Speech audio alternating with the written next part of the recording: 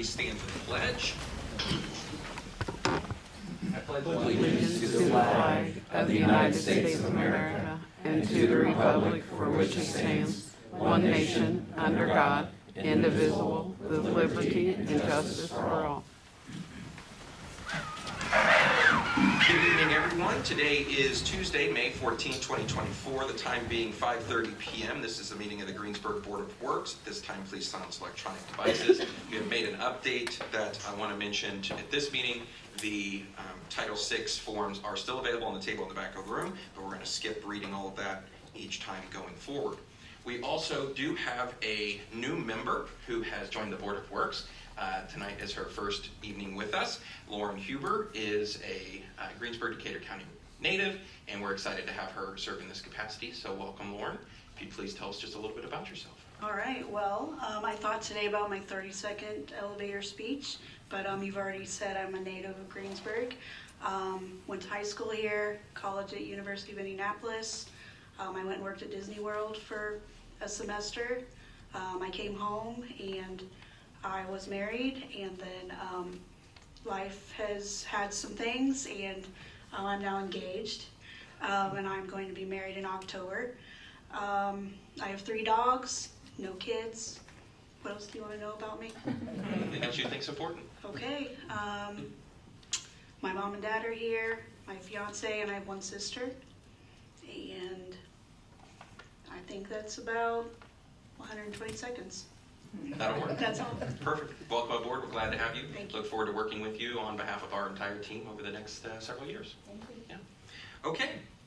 Julie is filling in for Amy. Amy is here this evening, but she has to run. There are spring commitments. So Julie, I'll let you call the roll. Sure. Jamie Kane. Here. Lauren Huber. Here. Robin Meyer. Glenn Tebby. Present. And Mayor Joshua Marsh. Here, Robin did get stuck in 465 traffic apparently on his way, so I don't know that he'll make it this evening. You all should have received a copy of the minutes from April 9, 2024. Any edits, additions, or corrections? If not, those will stand as presented.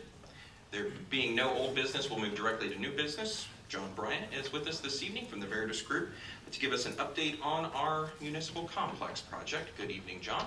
Good evening, Mayor. Good evening, Board. Plugged in here.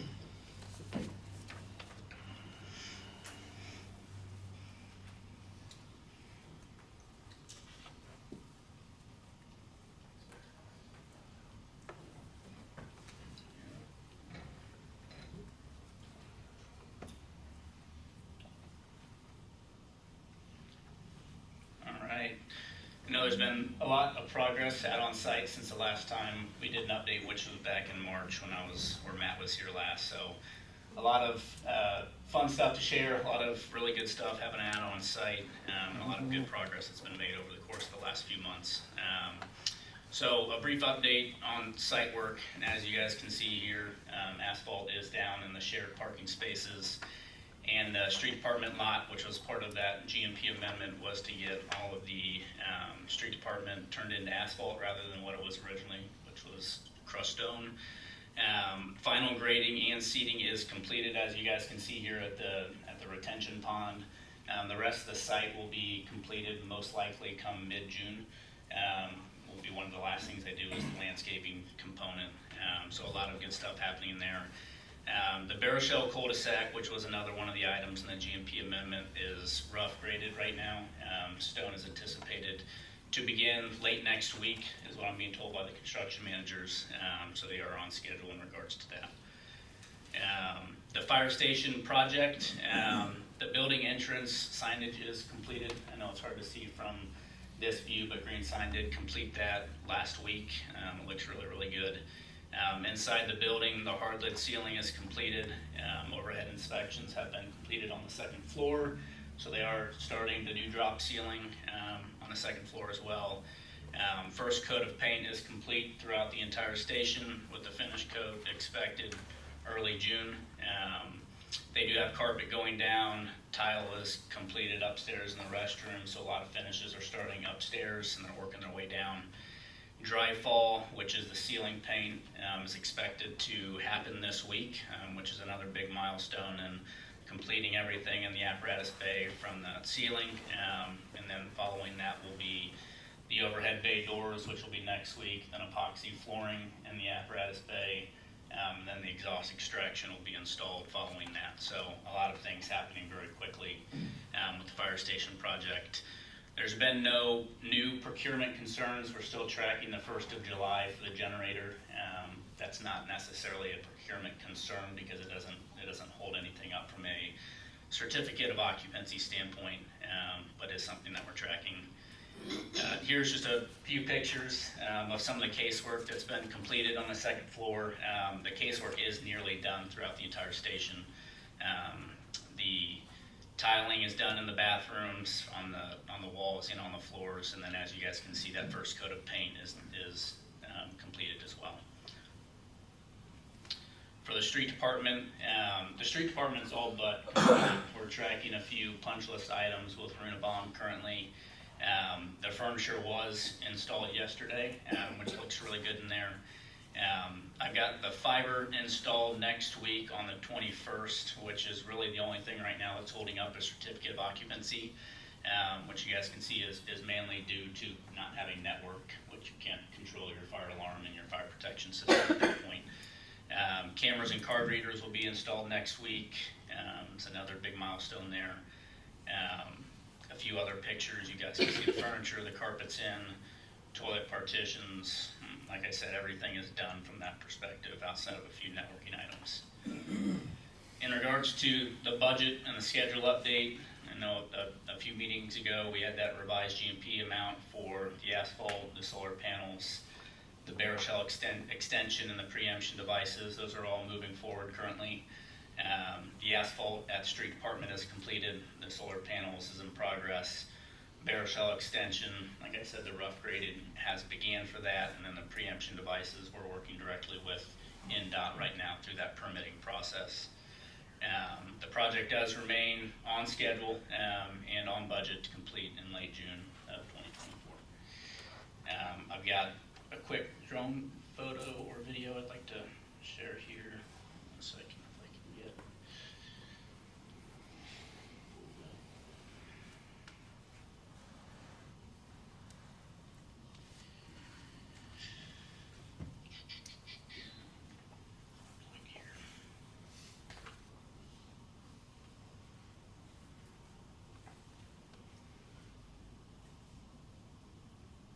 Apologies, I'm not sure why I'm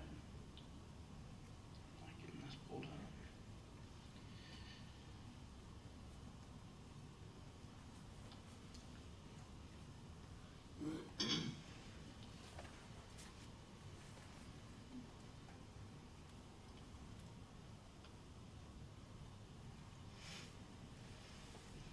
As you guys can see, the asphalt is down throughout the entire street department. The shared parking asphalt is completed, striping, curbs are done.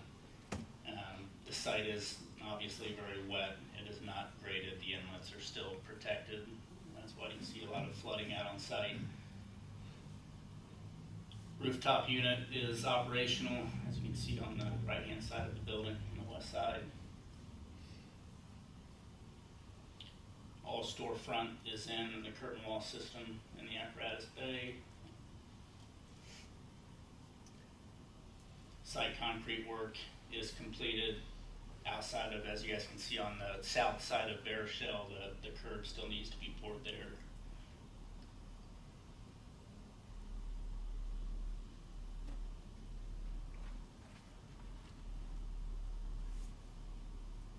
And then they just poured that apron, that concrete entrance into the street department as well last week. That is it for the drone video. That concludes the presentation. Is there any questions I can address or answer for you guys?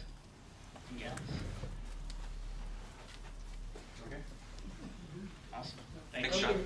Just a quick question. I Yes, know sir. we've been talking about early June. Now we're at late June. So what's caused that kind of shift? There's been some procurement items that have come up that we've been working through. June has really been the target for substantial completion, with owner move-in to follow, as far as when chief has his guys come in and we turn the keys over to the owner. That has been anticipated to be late spring, which I know has moved a little bit, about a week to a week and a half behind. We are working directly with Martin Agent to try and speed up some of the things with the bifold doors. A lot of that's holding up the magnet grip, the exhaust extraction. They won't do anything till the doors are in. Epoxy folks won't come in until the doors are in because obviously there's weathering conditions with that. So there's been a few things we're trying to speed up in order to make up that week and a half. I'm confident that we can, but we're still working through some of those procurement items. So, yep, absolutely. Thanks, John. Yep. Next up on that side of the counter, Clerk Treasurer Amy Borns. Good evening. This is a little different, isn't it? I'm here to present a letter of engagement and possible consulting services with Wagner, Irwin, and Sheely, who do a lot of work with Fair Labor Standards Act. Our office obviously has brought job descriptions and whatnot several times in the last few years, but overall, the total of our job descriptions has not been looked at, updated since 2016. And we would just like to kind of do a one fell swoop with all of that to make sure that we are in line with the law, that we have everything covered the way that we should. It's going to look at our job application as well. They're going to help us to make sure that there have been a few laws that have changed recently to make sure that certain job descriptions, just making sure that are they exempt, are they non-exempt, making sure that we're following what we need to be following. So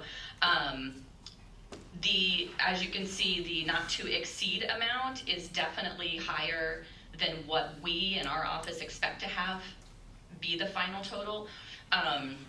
We recently hired, he has not started yet, but we've hired an intern that we're really excited about. And we expect that he's going to do a little bit of this work actually as part of a project for his school and a class that he's taking. So I think him doing some of the work will reduce the hourly rate that they're going to charge us as well. Meaning there'll be fewer hours that they have to Correct. be billed for. Yes. Okay. Yeah. Because there's a lot we can do on our end as far as, really, Julie thinks that Julie Nobby just wants a handful of things specifically for them to look at, and then we can take those as a template essentially and update what we need to update on our end, instead of them taking every single job description from the city and updating all of them. It will be all that, but they won't be doing all that, put it that way. Will there be, have them do a final review of what, not only what they've offered and suggested, but what then you have, or the office here has modified? Yes. Okay, so that there will be then for... But it won't be the legwork of Right, I understand. editing it and Right, no, whatnot. I understand. Yeah. Yeah. I think that would be the safest thing, especially for the Yeah. LSA. Yeah, So. I would hope that if you're going to this much trouble, you would make sure that it was Yeah. reviewed. Yeah, absolutely. That's in your budget? Out of ours, we could probably cover some of it, but we were hoping that it would be maybe out of either Board of Works or a combination of Board of Works and maybe some out of utilities as well, because it's going to cover utilities job descriptions as well. So it will be a combination. We have the money for it, yes. I'm just wondering where it's getting paid from, that's so thank you. Yeah. And I think it's appropriate that utilities be part as well as Board of Works, since that's our responsibility. Sure. Any other questions for Amy? If not, we take a motion to approve that engagement as presented. So moved. Second. The motion's been made by Glenn, seconded by Jamie. All those in favor signify by saying aye. Aye. Those opposed? Perfect. Okay, thanks, Amy. Okay, Chief Sturmer, you've got a couple of items. Let's talk HVAC. It's a topic. It is. Hot topic around here. Good evening, board. I sent over a packet and additional was added today due to the wrong document being in there. since 2001, when we've had some issues on and off with our HVAC system at Station 2, and currently it is a split unit with cassettes in there, and the compressor has gone as well as a valve that needs to be replaced for just under $4,500. But we have had other issues with this unit, heating and cooling both. The issues come when firefighters want at different temperatures in different rooms, and that system is not handled or created to do that. So some of this has been ongoing and is a struggle. And then once the unit either freezes up or kind of just shuts down itself, it takes a long time to do that. So usually the door has to stay open, or if it's too uncomfortable on heat or cool, then we move them up to Station 1 for them to be comfortable in their living arrangements. So when we had HVAC come out to look at it this time, they said yes, the compressor shot, it can be fixed, but it's irreparable right now, along with the valve. Talking with the members down there, and then looking back in our history of what we have spent and how this unit is, and then talking to 3 HVAC companies, all their professional opinions were to remove this unit and go back to a ducted system. So we requested 3 quotes from local HVAC manufacturer, from local HVAC companies, and you have those before you, and I would like to go with quote number 2. And quote number 2 is top end, is $500 less than what I'm asking for. I'm asking for a do not exceed amount of $13,000. The top end of quote 2 was for $12,500, but because they did give us a range, I would feel more comfortable having an extra $500 just as wiggle room. If we don't need it, obviously not, but we would not exceed that $13,000. So I know that this was an addendum, so to speak, when we put in Station 2. Correct. And there was obviously, this has been a number of years ago, so there was obviously something there at that time. There was a ducted system there. That ducted system then came out for a split unit to be put in, and the duct actually still remains. So they're actually going to be able to reuse, basically we're paying for a unit, the hookup of said unit, and any new duct work that potentially would remain, but all 3 checked throughout there, and all the duct work is still there, and everyone has said that they'll be able to reuse that duct. And the reason that the original was replaced by this other unit was because of efficiency or So that unit was expedience? replaced, I believe I looked back, that unit was replaced in, I want to say 17 or 18. So I'm guessing that it might have just aged out at that time. We were told by HVAC service that these split units last from about 7 to 10 years, is what their kind of lifespan is. Yeah. And I'm accepting that Okay. it's not Right. repairable, or it's more efficient to do something different. But, okay, the other question I have is, I know that it's connected to the police station, and I know that we just finished redoing the police station, so, and I'm not trying to be critical, I'm just trying to understand, okay? So, why wasn't this connected in with the police station, or does it need to be separate because of living unit versus office unit, or what? It just seems to me that if there were problems, wouldn't it make sense to try and do it all, since it's all the same facility?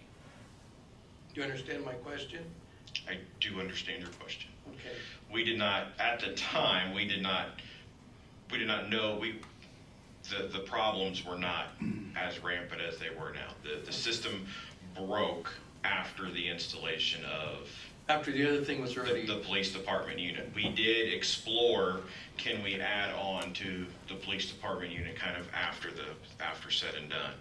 The police department's was engineered by a mechanical engineer who does HVAC. So the system is only designed for that square footage. So if we would have added our square footage, now we've basically put the police department into a smaller their unit is underpowered at that time. So that when we did do that, it kind of canceled itself out relatively quickly. Understood. Thank you. What's the life expectancy on this unit? That is a good question. Whatever a ducted unit is, Jamie, I'm not exactly sure. I would hope at least 10, 15 years. Obviously, I can't speak to that. I don't know what the average of a ducted unit is. I think this is the same style of setup as like a residential unit. It is. It covers a square footage that's similar to a small home.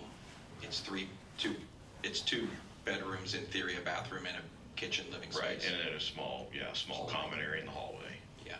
So it's like it's a residential unit. Yeah. You got the money in your budget? Yes. Yes, now, but I can't promise that we're still early on in our budget season that we can cover the cost of this, but it does leave open the potential for an additional appropriation towards the end. We have it in our maintenance budget. We were also dealing with some maintenance issues on one of our frontline fire trucks that we have currently outstanding.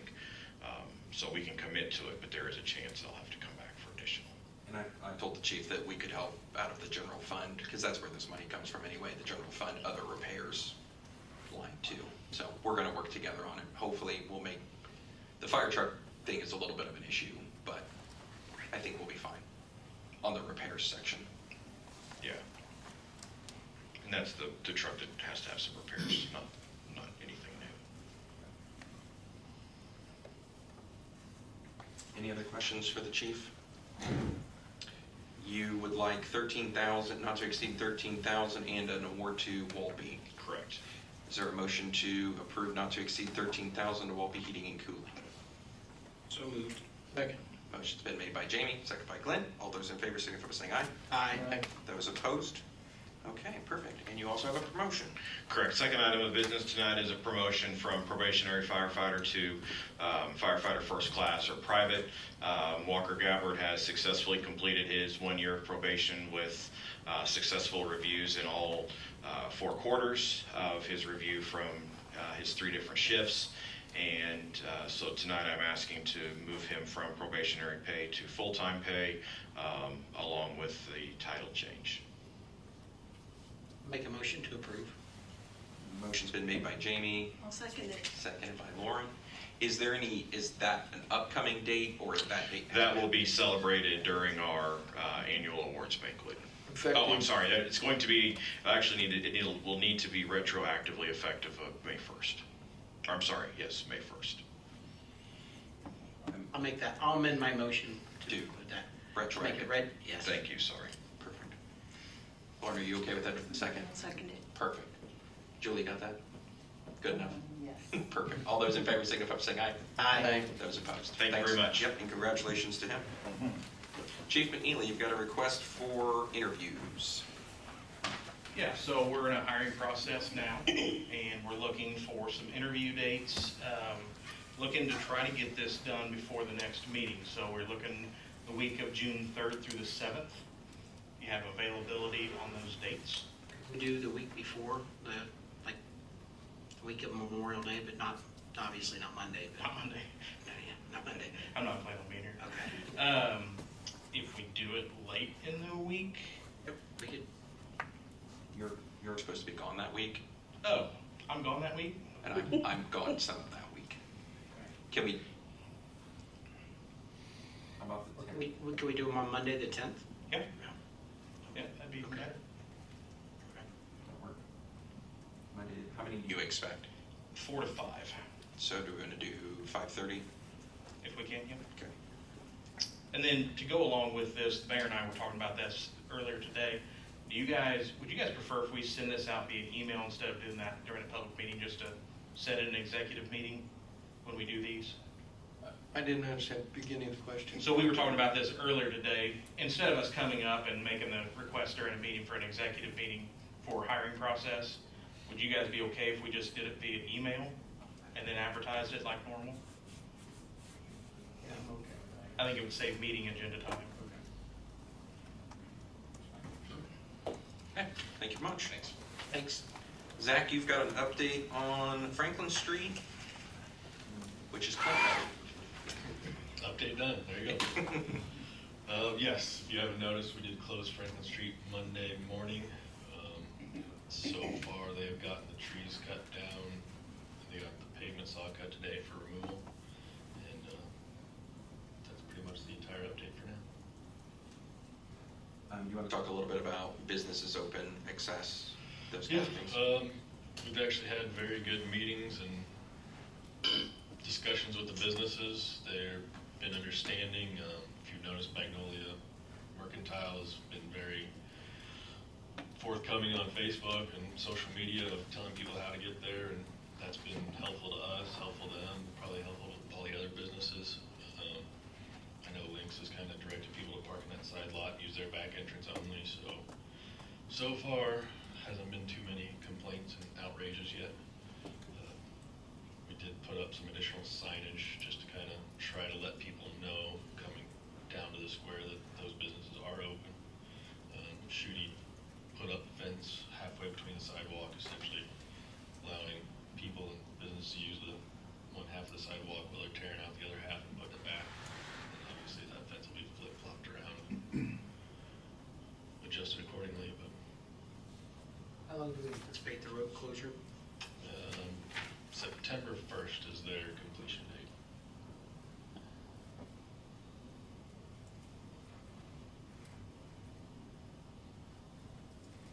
Any other questions for Zach on that?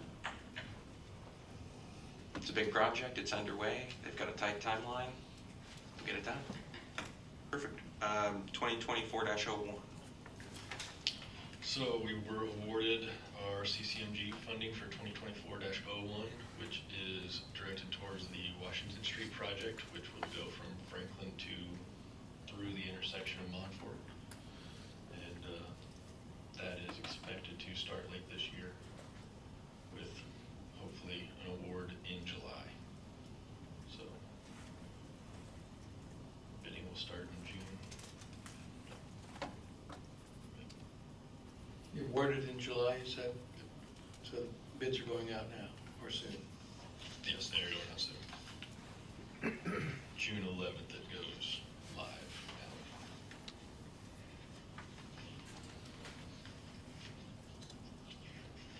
Any other questions for Zach on that topic?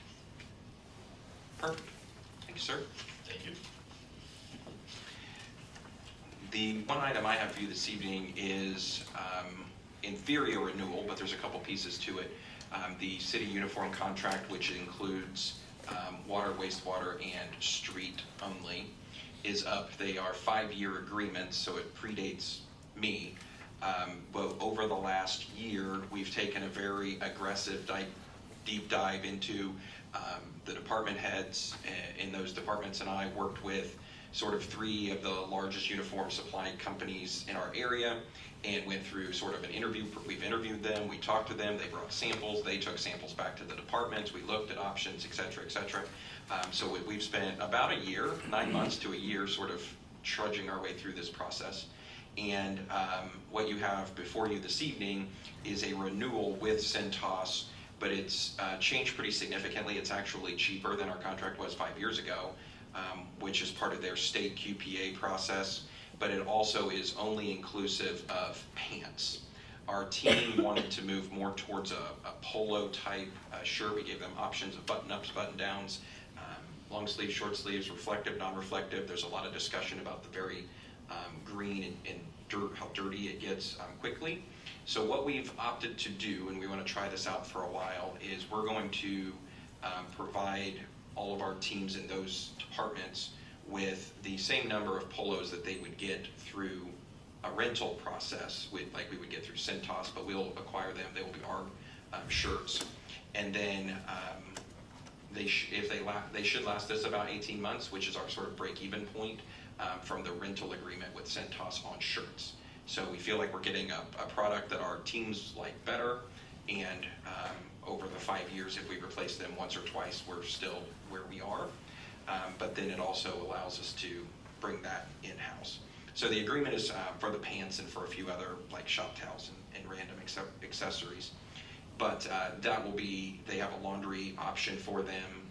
through Cintas for the pant, which some of our departments really like, and then some didn't like it. So we have really sort of tailored it more towards what the teams are interested in. It is another 5-year agreement. That's their standard. They've been very good to work with us through this process, and the product that they're providing is already being worn by the wastewater department. So it's been tried by our teams. Questions? We have a lot of services that we're currently under our Cintas contract that we're not using. Teammates aren't using the laundry service, they're not returning them, they're not doing this. So we've eliminated a lot of cost by tailoring it more to what's being used. It was a lot of work, but we made it. I learned a lot about uniforms. Yeah, It's a lot. Any other questions? If not, we'd take a motion to enter into this agreement with Cintas. So moved. Motion's been made by Clint, Second. seconded by Lauren. All those in favor signify by saying aye. Aye. Those opposed, perfect, thank you. Thanks to all the teams that helped work on that over the last year as well. As a reminder, heavy trash is coming up May 20th through the 24th. Everyone should have received a copy of the flyer in your utility bill. Please be sure to take a look at that. Our teams are gearing up for it, ready to go. Hopefully it doesn't pour down rain. That's all we hope for in heavy trash week. You all received a copy of the claims. If those are all good, take a motion to approve as presented. So moved. Motion's been made by Jamie, seconded by Lauren. All those in favor signify by saying aye. Aye. Those opposed? Anything else? Lauren, do you want to make a motion to adjourn as your first meeting is now concluded? Sure. Okay, I motion to conclude tonight's meeting. Perfect. Motion's been made. All those in favor signify by saying aye. Aye. Those opposed? Thanks, everyone.